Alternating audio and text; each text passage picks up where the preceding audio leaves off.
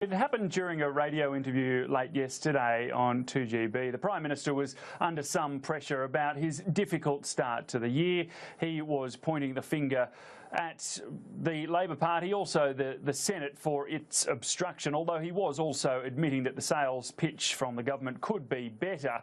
But in pointing the finger, he said that Senate obstruction was getting to the point, as you mentioned, that Australia was at risk of becoming a second-rate nation living on its luck. Well, the Finance Minister, Matthias Cormann, is somewhat more optimistic about 2015 and the government's agenda. We spoke to him earlier this morning on Sky.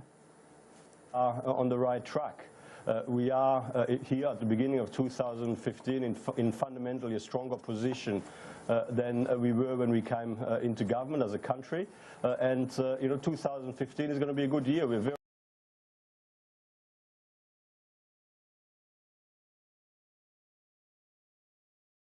Just on the general shape and position of the budget, we heard Tony Abbott on radio yesterday say that Senate obstruction is such a concern that Australia is at risk of becoming a second-rate nation living on its luck.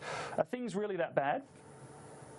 Well, Labor put Australia on an unsustainable spending growth trajectory at a time when we were confronted with falling revenue on the back of falling terms of trade.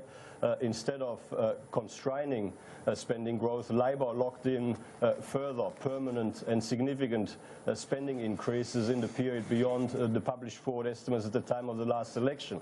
So, I mean, we can't keep living on borrowed money.